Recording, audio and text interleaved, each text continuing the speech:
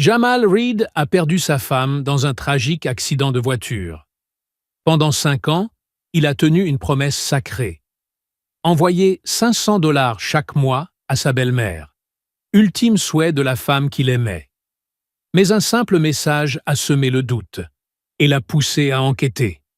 Ce que Jamal a découvert a bouleversé sa vie et révélé une supercherie d'une cruauté inimaginable.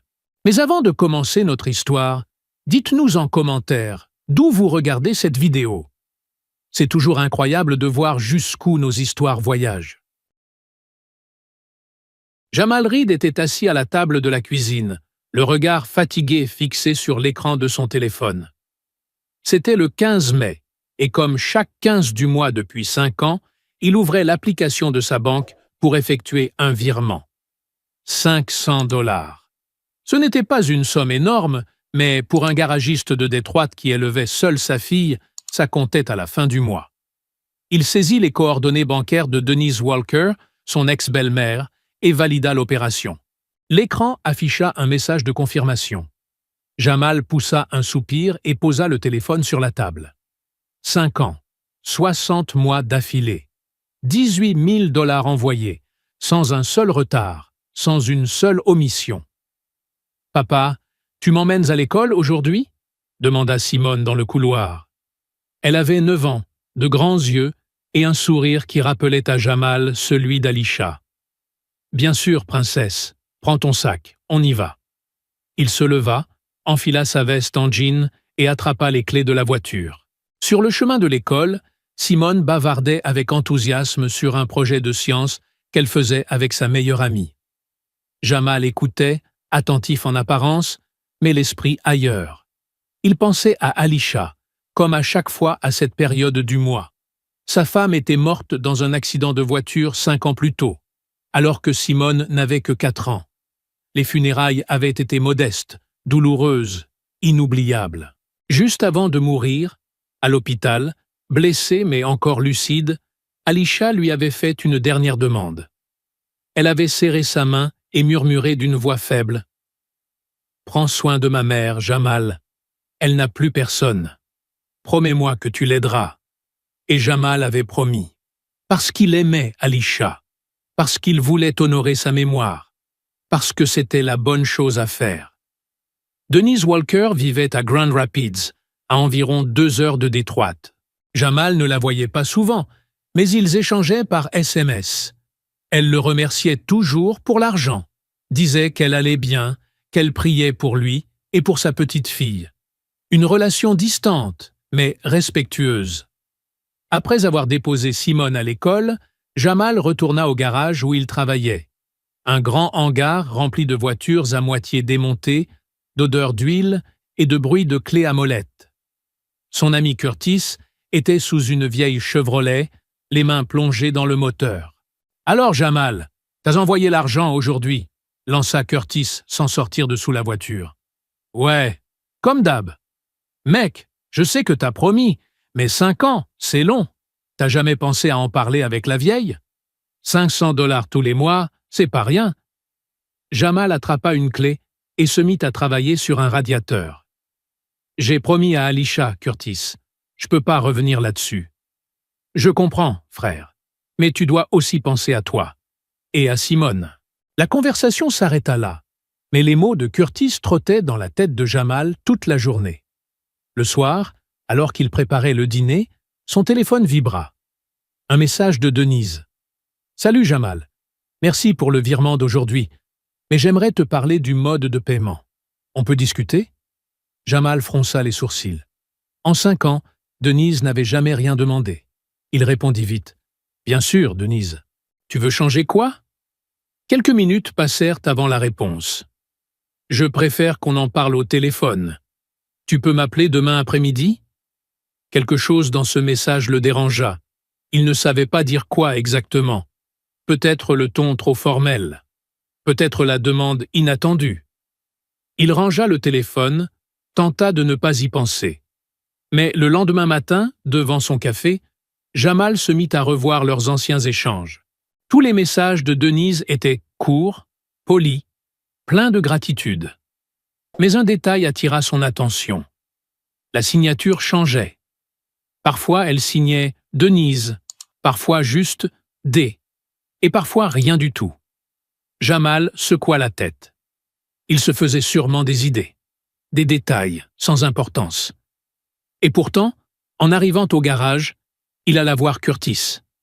Celui-ci était au bureau, devant un ordinateur. « Curtis, t'as bossé à la banque, non ?»« Ouais, pourquoi ?»« C'est possible de retracer un virement? Savoir où va vraiment l'argent après ?» Curtis haussa un sourcil. « Ça dépend. Si c'est un virement direct, tu peux voir le compte destinataire. Mais si la personne bouge l'argent après, c'est plus compliqué. »« Pourquoi tu veux savoir ça ?» Jamal hésita. « Denise m'a envoyé un message bizarre. Elle veut changer le mode de paiement. Je sais pas, je trouve ça louche. » Curtis se pencha en arrière et croisa les bras. « Mec, ça fait 5 ans que t'envoies de la thune. T'as déjà été chez elle? »« Non, on discute juste par message. »« Et t'es sûr que c'est bien elle qui reçoit l'argent ?» La question le frappa comme un coup de poing. Jamal n'y avait jamais pensé. Il n'avait jamais eu de raison de douter. Mais maintenant, avec ce message étrange, les signatures incohérentes, l'absence de contact réel, le doute commençait à s'installer. « Tu peux vérifier pour moi ?» demanda-t-il, d'une voix plus basse. Curtis jeta un coup d'œil autour, comme pour s'assurer qu'on ne les écoutait pas. « Officiellement, non. Mais j'ai un pote qui bosse encore à la banque. Je peux jeter un œil discret. Mais si je trouve un truc louche, faudra que tu sois prêt à agir. Tu m'entends ? » « Je comprends. » Cette nuit-là, Jamal ne parvint pas à fermer l'œil. Il se retourna sans cesse dans son lit, ruminant toutes les possibilités. Et si Denise avait des problèmes financiers, mais trop de fierté pour en parler? Et si quelqu'un utilisait son compte à son insu? Et si... Non, il refusait de penser au pire. 2 jours plus tard, Curtis appela Jamal en plein après-midi. Sa voix était grave. « Jamal, faut qu'on parle. En face à face. Tu peux passer à la banque après le boulot? »« T'as trouvé quoi, Curtis ? » ?»« C'est pas le genre de truc qu'on dit au téléphone, frère. Viens juste. » Le cœur de Jamal s'accéléra. Il termina sa journée plus tôt, inventa une excuse pour son patron et se rendit directement à la banque. Curtis l'attendait sur le parking, adossé à sa voiture. « Alors ?» demanda Jamal en descendant de la sienne. Curtis inspira profondément. « J'ai réussi à accéder à l'historique des transactions du compte de Denise. Ça n'a pas été simple, et je risque des ennuis. Mais t'es mon frère? Alors écoute, Jamal. L'argent que tu envoies ne reste pas sur son compte. Comment ça? Chaque mois, juste après que tu fasses le virement, l'argent est transféré vers un autre compte, toujours le même jour. Parfois, seulement quelques heures après. » Un frisson parcourut l'échine de Jamal. « Et ce compte, il est à qui ?» Curtis jeta un coup d'œil autour de lui avant de répondre. « J'ai pas pu obtenir le nom complet, mais l'adresse liée au compte n'est pas à Grand Rapids. C'est dans un endroit qui s'appelle Ann Arbor. »« Ann Arbor? Mais Denise vit à Grand Rapids. »« Justement. Et il y a autre chose. Les virements sont toujours faits en ligne, automatiquement. On dirait pas vraiment que c'est une vieille dame qui peine à utiliser son téléphone. » Jamal s'appuya contre la voiture, les jambes soudain flageolantes. 5 ans. 18 000 $. Et il ne savait même pas vraiment où allait cet argent. « Qu'est-ce que je suis censé faire maintenant, Curtis? Tu dois aller à cette adresse, à Ann Arbor, ou engager un détective, ou prévenir la police. Mais il y a clairement un truc louche, Jamal, et tu dois découvrir ce que c'est. » Jamal leva les yeux vers le ciel, le cœur lourd. La promesse qu'il avait faite à Alisha, cette promesse sacrée qu'il avait portée pendant 5 ans, reposait peut-être sur un mensonge. Il ne savait pas encore toute la vérité.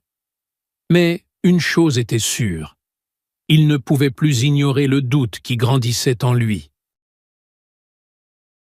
Jamal passa la nuit entière éveillé, les yeux fixés au plafond de sa chambre. Sur la table de chevet, à côté de lui, reposait le papier que Curtis lui avait donné.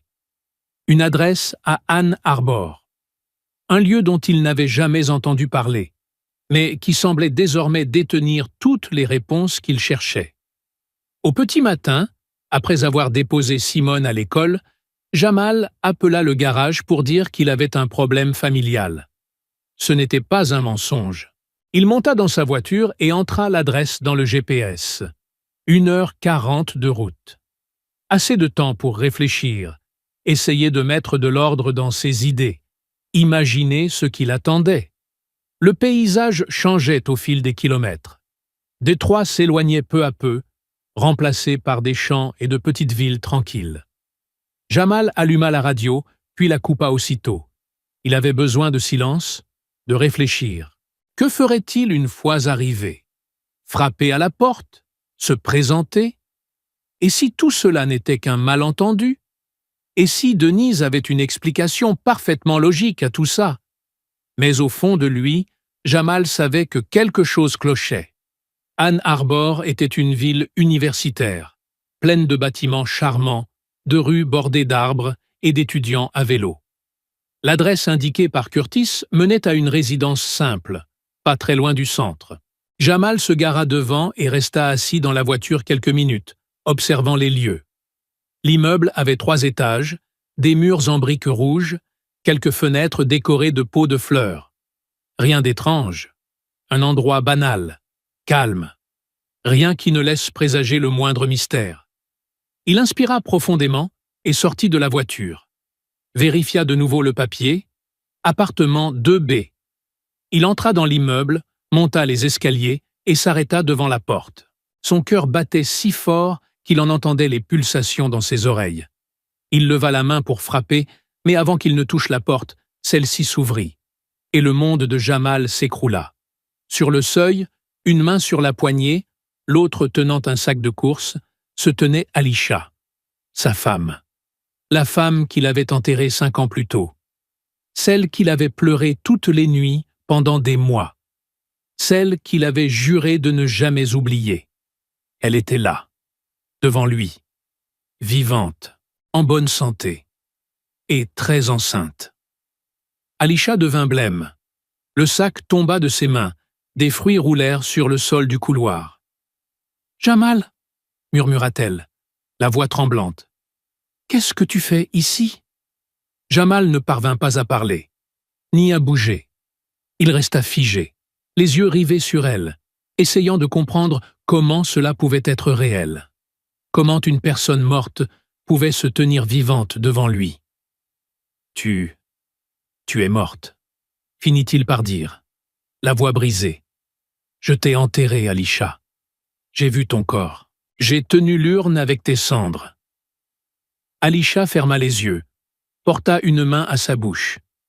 Les larmes commencèrent à couler. « Jamal, je suis désolé. Tellement désolé. »« Désolé ?» Sa voix s'éleva. « Tu es désolé ? J'ai passé 5 ans à croire que tu étais morte. 5 ans à élever notre fille seule, à lui dire que sa mère était devenue un ange, à envoyer de l'argent à ta mère parce que tu me l'avais demandé, parce que j'avais promis. »« Je sais, sanglotait Alisha, incapable de retenir ses larmes. Je ne voulais pas te faire de mal. Je n'ai jamais voulu ça. »« Alors pourquoi ?» cria Jamal, sans se soucier des voisins. « Pourquoi avoir fait croire que tu étais morte? Pourquoi avoir abandonné notre fille ?» Alisha s'essuya les yeux du revers de la main. « Entre, s'il te plaît.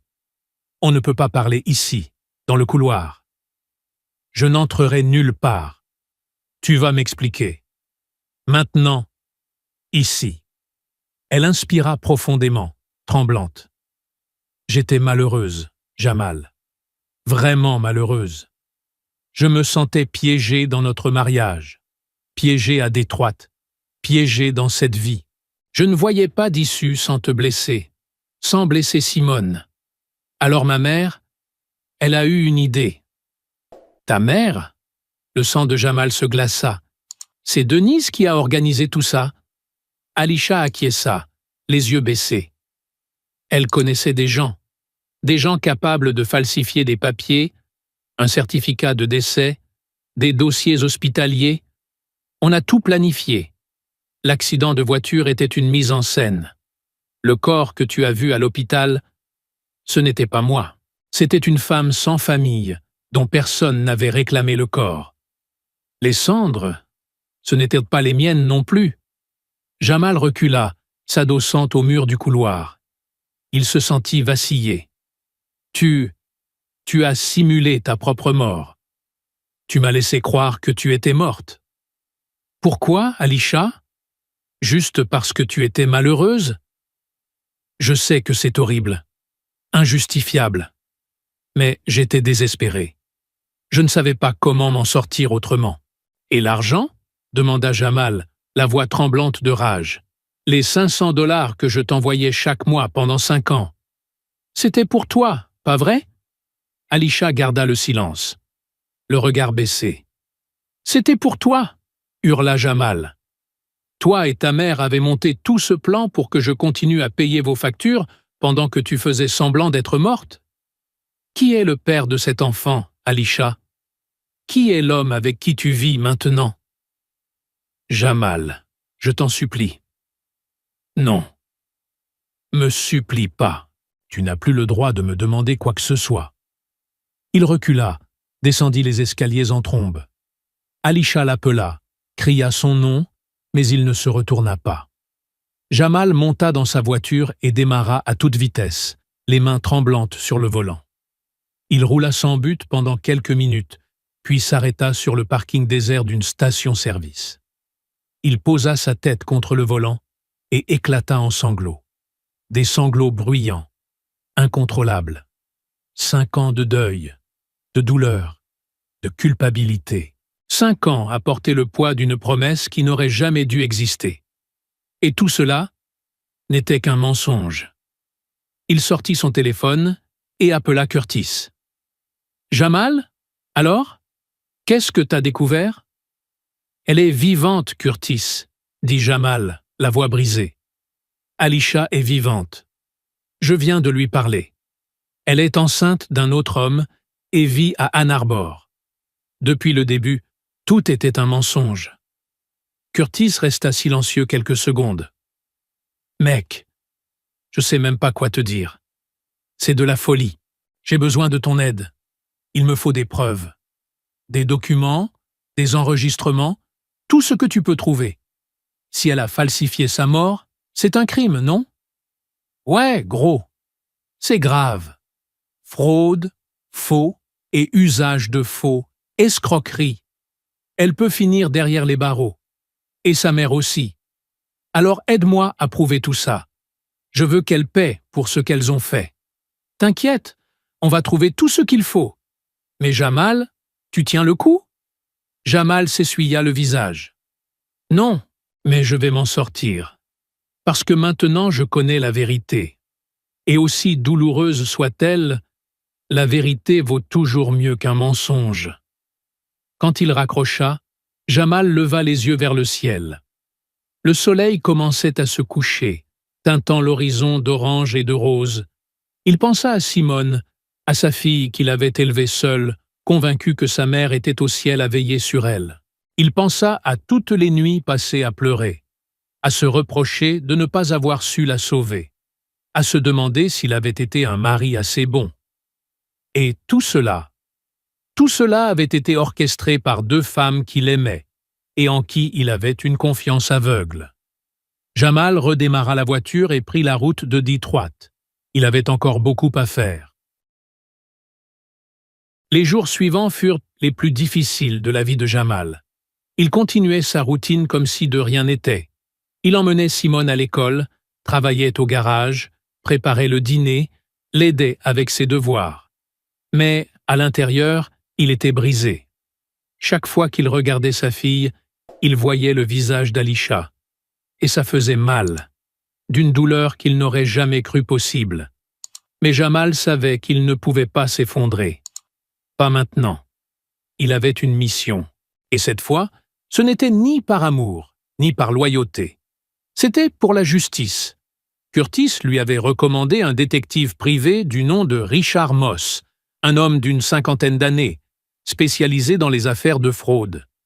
Ils se retrouvèrent dans un café discret du centre de Détroit. « Alors, Monsieur Reed » commença Richard en ouvrant une chemise remplie de documents. « Votre ami Curtis m'a donné les grandes lignes. Votre femme aurait simulé sa propre mort il y a 5 ans, et vous avez été amené à croire qu'elle avait péri dans un accident de voiture. C'est bien ça? »« C'est exact, » répondit Jamal d'un ton ferme. « Et vous êtes absolument certain que la femme que vous avez vue à Ann Arbor est bien votre épouse? »« J'en suis sûr. J'ai vécu avec elle pendant 7 ans, Richard. Je connais chaque trait de son visage. C'était elle. » Richard hocha la tête, prenant des notes. « Très bien. Parlons maintenant des preuves. Vous avez dit que vous aviez reçu un certificat de décès à l'époque. Vous l'avez encore? Oui. J'ai tout gardé dans un dossier chez moi. Parfait. J'aurai besoin de copies. Je vais également avoir besoin des relevés bancaires retraçant les virements que vous avez effectués au cours des 5 dernières années. Curtis m'a déjà fourni quelques infos, mais plus on a de détails, mieux c'est. Jamal sortit son téléphone et montra l'historique des transferts. 500 $ tous les 15 du mois, pendant 60 mois d'affilée. Tout allait sur le compte de Denise Walker, mais l'argent était immédiatement transféré vers un autre compte. Richard analysa l'écran avec attention. C'est un schéma classique de fraude ou de blanchiment d'argent. Ils utilisent un compte relais pour brouiller les pistes. Mais avec les bons outils, on peut remonter la trace. Combien de temps ça prendra? Ça dépend. Si elles ont été prudentes, quelques semaines, mais s'il y a eu des erreurs, et il y en a souvent, j'aurai des résultats en quelques jours. Jamal inspira profondément. Faites ce qu'il faut. Je veux qu'elles paient. Toutes les deux. Richard referma sa chemise et planta son regard dans les yeux de Jamal. Monsieur Reed, je comprends votre colère. Mais je dois vous poser une question importante. Vous cherchez la justice ou la vengeance? Parce que ce n'est pas la même chose. Jamal prit quelques secondes pour réfléchir. Je veux la justice. Je veux qu'elle soit tenue responsable. Pas seulement pour moi, mais pour ma fille. Simone mérite de connaître la vérité. Et elle mérite une mère qui assume ses choix. Alors on va faire ça proprement. Il me faut 1 semaine pour rassembler les premières preuves. Ensuite, on remet tout au FBI. Une fraude fédérale, c'est du sérieux. 1 semaine plus tard, Richard appela Jamal. On a assez de matière. Passe à mon bureau. Quand Jamal arriva, la table de Richard était couverte de documents, de photos, de relevés bancaires, tout organisé comme un puzzle désormais complet. Jamal, assieds-toi. Il faut que tu vois ça. Richard pointa une photo. Voici le certificat de décès de ta femme. Il a l'air tout ce qu'il y a de plus officiel. Tampon, signature du médecin, tout est en ordre. C'est celui qu'on m'a donné à l'hôpital. Sauf qu'en vérifiant le numéro d'enregistrement, j'ai découvert qu'il appartenait à une autre personne. Une certaine Sandra Mitchell, morte dans un accident de moto 3 jours avant le soi-disant accident d'Alisha. Quelqu'un a pris les données de Sandra et les a modifiées pour faire apparaître le nom d'Alisha Reed. Jamal sentit son estomac se tordre. Et les cendres? Très probablement celles de Sandra, ou d'une autre femme dont personne n'a réclamé le corps. C'est plus fréquent qu'on ne le croit. Richard prit un autre document.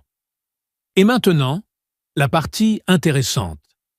Le compte bancaire de Denise Walker a été ouvert il y a 6 ans, 1 an avant la supposée mort d'Alisha. Et toutes les sommes que tu as transférées ont été redirigées automatiquement vers un autre compte, au nom d'une société fantôme, Walker Services Consulting. Cette entreprise n'a ni employé, ni bureau, ni aucune existence réelle. « Et le propriétaire » demanda Jamal. « Officiellement, un certain Marcus Taylor. Mais après enquête, j'ai découvert que cette identité est fausse.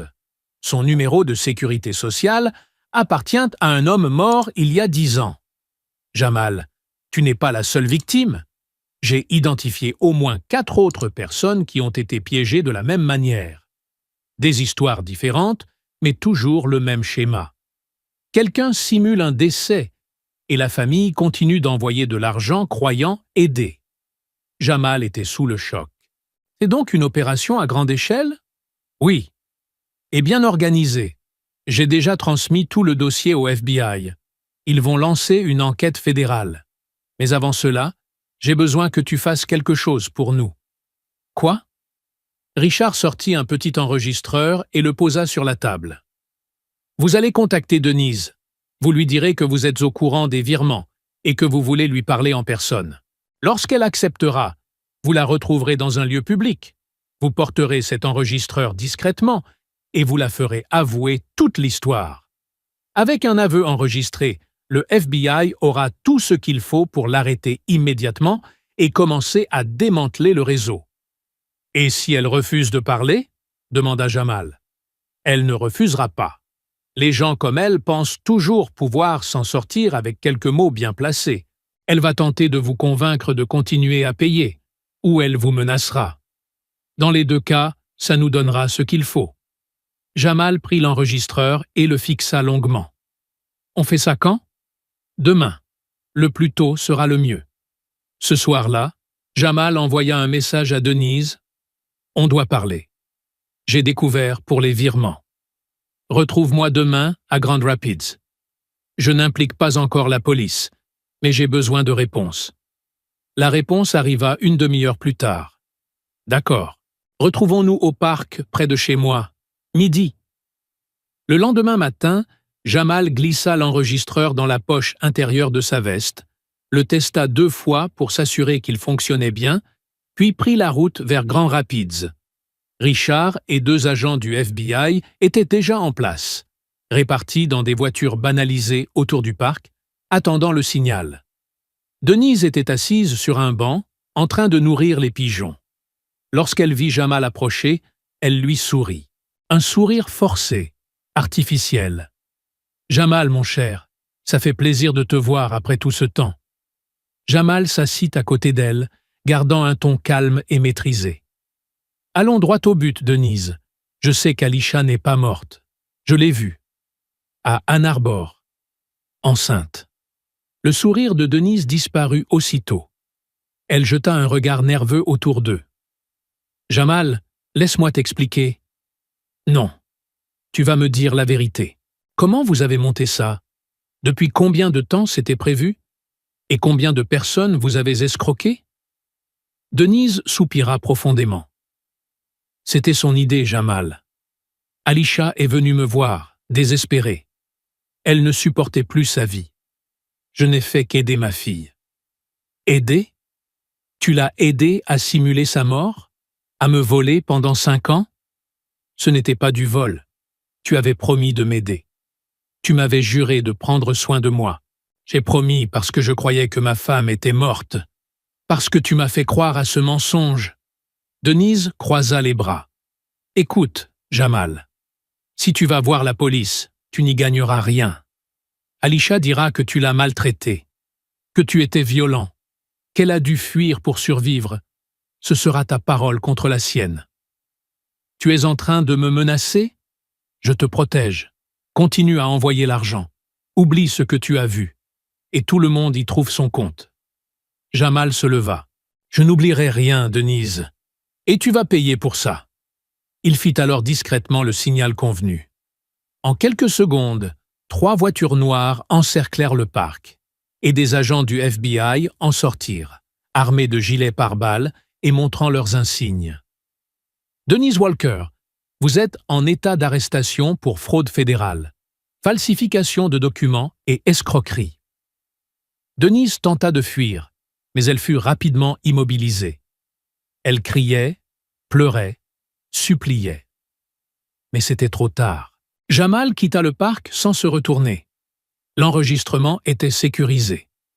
La justice suivait son cours. Et pour la première fois depuis 5 ans, il se sentit libre.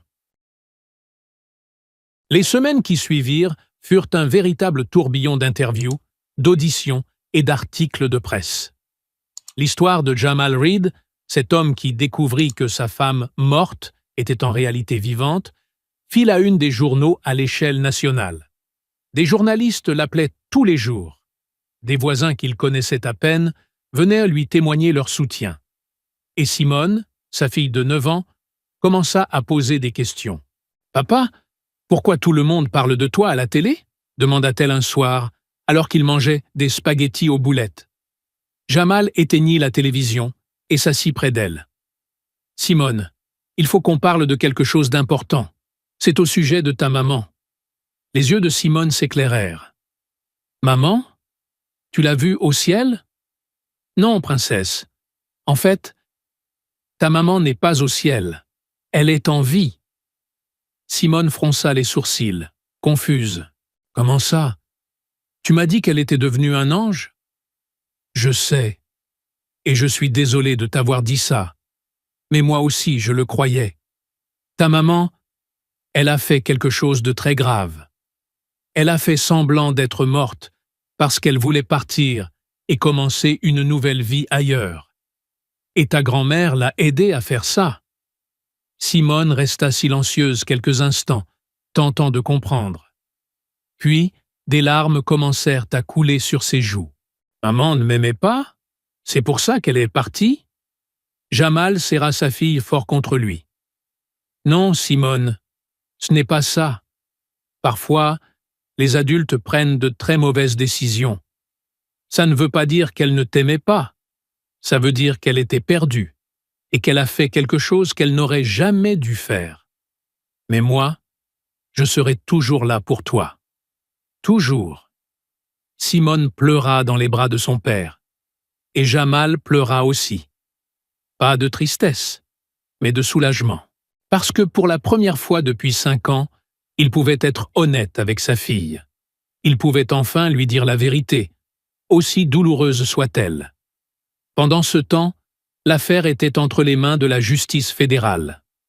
Denise Walker fut formellement inculpée pour fraude fédérale, falsification de documents officiels et escroquerie. L'enquête du FBI révéla qu'elle faisait partie d'un réseau plus vaste, actif dans au moins 4 États différents.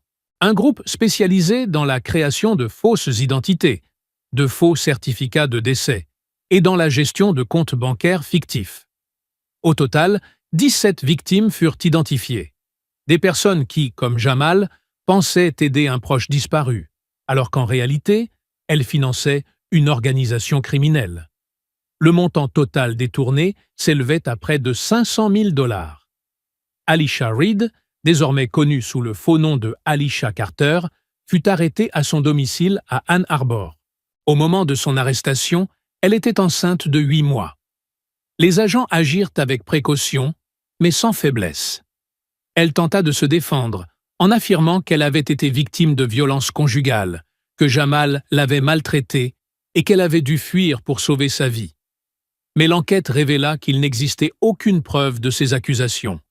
Aucun dossier médical, aucune plainte, aucun témoin. Juste une autre mensonge. Le procès de Denise eut lieu en premier. Jamal y assistait, assis au premier rang, observant attentivement chaque instant. Le procureur présenta les enregistrements, les faux documents, les relevés bancaires. Tout était là, clair, précis, indiscutable. Lorsque vint le tour de Denise de s'exprimer, elle tenta de se justifier. « Je voulais juste aider ma fille. » Elle était désespérée. N'importe quelle mère aurait fait pareil. Le juge, un homme aux cheveux gris et à l'expression sévère, la regarda sans ciller. « Madame Walker, aider votre fille ne justifie pas de commettre des crimes fédéraux. Cela ne justifie pas de tromper des personnes innocentes. Et cela ne justifie certainement pas de détruire la vie d'un homme et d'une enfant qui vous faisaient la confiance. » Denise fut condamnée à 15 ans de prison, sans possibilité de libération conditionnelle, avant 5 ans. Lorsqu'elle entendit le verdict, elle éclata en sanglots.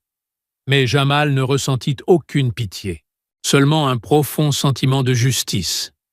Quelques semaines plus tard, ce fut au tour d'Alicia de comparaître. Son procès fut plus complexe en raison de sa grossesse, mais la procédure suivit son cours. Elle accoucha en prison, un petit garçon, immédiatement placé sous la garde des services sociaux. Le père de l'enfant, un homme nommé Derek, qui semblait ignorer tout du passé d'Alisha, tenta d'obtenir la garde. Mais il dut se soumettre à une enquête approfondie. Alisha fut condamnée à 10 ans de prison, une peine réduite par rapport à celle de sa mère, car selon le juge, elle avait été influencée par Denise et n'était pas à l'origine du plan. Mais 10 ans, c'était lourd. Et Alisha le savait. Avant d'être reconduite en cellule, elle demanda à voir Jamal. Les avocats organisèrent une rencontre supervisée dans une petite salle du tribunal. Alisha était méconnaissable, amaigrie, cernée, les cheveux attachés, à la va-vite. Elle s'assit de l'autre côté de la table, les yeux pleins de larmes. « Je sais que tu me détestes », commença-t-elle d'une voix tremblante. « Et je le mérite. Je mérite tout ce qui m'arrive. Mais je voulais juste te dire. Je suis désolé, Jamal. Vraiment. Je n'ai jamais voulu te faire de mal. Ni à toi, ni à Simone.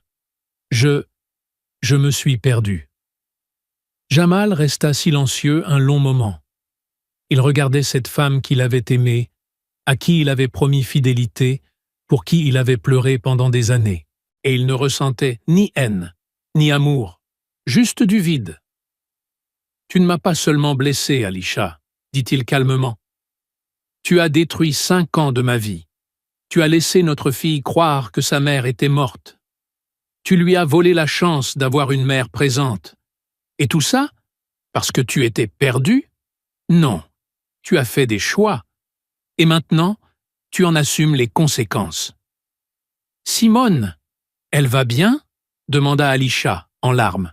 « Elle apprend à faire face. Elle est forte, bien plus forte que tu ne l'as jamais été. » Jamal se leva et quitta la pièce sans se retourner. C'était la clôture dont il avait besoin. Pas un pardon. Pas une réconciliation. Juste la fin d'un chapitre douloureux. Les mois passèrent. Avec l'aide d'un avocat spécialisé dans la restitution aux victimes de fraude, Jamal parvint à récupérer une partie de l'argent qu'il avait versé. Pas tout, mais assez pour ouvrir un fonds universitaire pour Simone et rétablir sa situation financière. Il commença également une thérapie. Au début, c'était difficile de parler. Mais petit à petit, avec l'aide d'une psychologue nommée Dr Charon, il commença à affronter sa douleur, son deuil illusoire, sa colère, sa culpabilité, et à guérir. Un soir, en rangeant des affaires dans la chambre, Jamal retrouva une boîte où il conservait les souvenirs d'Alisha. Des photos de mariage, des cartes d'anniversaire, l'alliance qu'elle avait laissée à l'hôpital avant de mourir. Il les regarda longuement et comprit qu'il n'avait plus besoin de porter ce fardeau. Pas parce que ces objets n'avaient plus de valeur, mais parce qu'il avait désormais reconstruit sa vie. Une vie fondée sur la vérité. Il plaça la boîte sur une étagère haute, hors de portée de Simone, mais où il savait qu'elle resterait en sécurité. Un jour, quand elle serait assez grande, il la lui remettrait, et elle déciderait quoi en faire.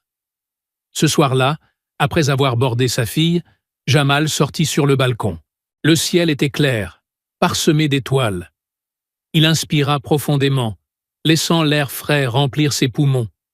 Il y a 5 ans, il avait fait une promesse, prendre soin de quelqu'un, et il l'avait tenue, même si cette promesse reposait sur un mensonge. Mais aujourd'hui, il était libre. Libre du mensonge, libre de la culpabilité, libre de vivre. Et pour la première fois depuis longtemps, Jamal sourit. Un vrai sourire. Un sourire sincère. Parce qu'il savait qu'en dépit de tout, lui et Simone allaient s'en sortir.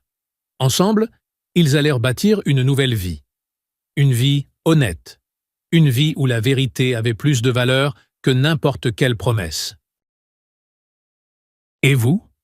Avez-vous déjà fait tellement confiance à quelqu'un que vous n'avez pas vu les signes? Dites-le nous en commentaire. Qu'auriez-vous fait à la place de Jamal? Likez si cette histoire vous a touché. Partagez-la avec quelqu'un qui a besoin d'entendre ça aujourd'hui.